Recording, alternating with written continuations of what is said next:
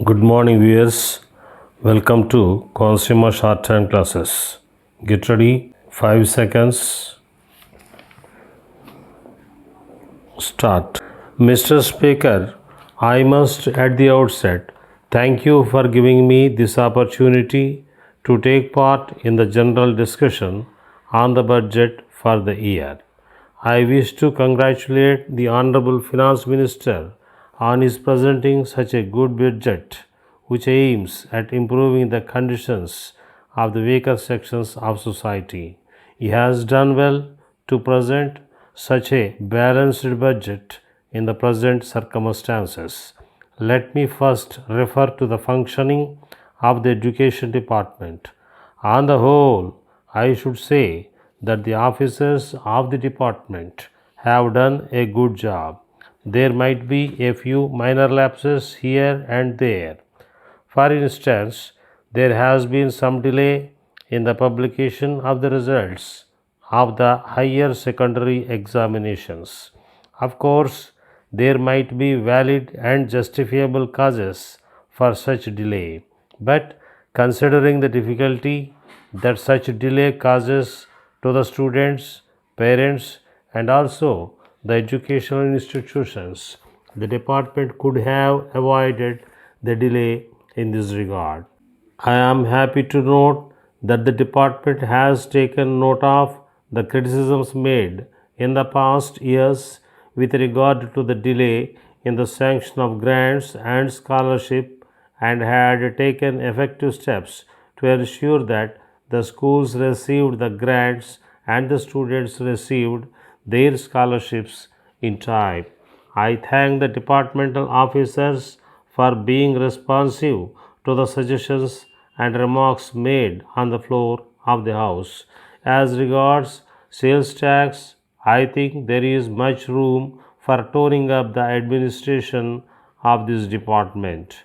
A number of members who spoke before me have referred to many complaints made by the merchants, traders, and businessmen about the harassment to which they were being subjected by the department.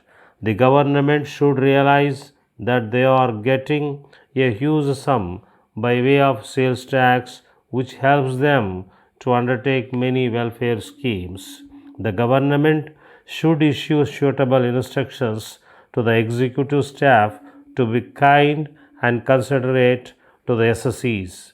Whenever the SSEs committed some errors out of ignorance of law, the officers should politely point out those errors to them and educate them as to how they should help the government by paying the taxes due by them. There should be perfect understanding and cordiality between the SSEs and the department. Once these are established, I am sure there would be no room for many of the complaints that are now being made against the officials. The task of collection of tax is a difficult and delicate one, and it should be dealt with carefully. As far as the forest department is concerned, I would like to congratulate the Honorable Minister in charge on the keen personal interest taken by him to prevent the indiscriminate cutting of trees in the forests. We know very well how forests are essential for the prosperity of any country. We notice a tendency on the part of some people to destroy forests for various personal uses without realizing the great harm they are doing. Of course, there are laws to prevent such indiscriminate cutting of trees. But as in many other fields, mere laws would not be adequate to tackle this problem. The cooperation of the people is also essential. The people should voluntarily come forward to cooperate with the officials and stop cutting of trees. The officials, on their part, should always be very strict in dealing with the offenders in this respect. As regards the cooperation department, the fine objective of the cooperative movement is not being achieved in many cases. rules and regulations are violated very often. Also, we see misuse of funds. Letter dated 15th May 1983 from the Star Electronics Limited, Bombay, to Messrs. Balaji and Sons, Madras. Dear sirs, kindly refer to your letter in which you have complained about the delay in our sending the various articles ordered by you. We regret very much the inconvenience caused to you in this connection. However, we request you to consider the circumstances under which we could not fulfill our commitment to you as promised. A section of the labor staged a stay-in strike about 2 weeks ago. Though the other sections were willing to work, it was not possible to keep the factory open for security reasons. Hence, we have declared a lockout.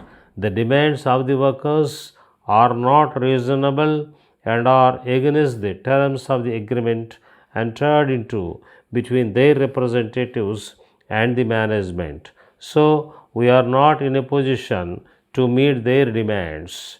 We have explained this position to the labor officers and they are trying to bring about a settlement after holding talk with the representatives of the workers. We hope that their efforts would be successful and the workers would accept their advice and call off their strike. In any case, we hope to settle this matter amicably within 1 or 2 weeks and open the factory by the 10th of next month. We propose to work 3 shifts and try to execute all pending orders promptly. Yours faithfully.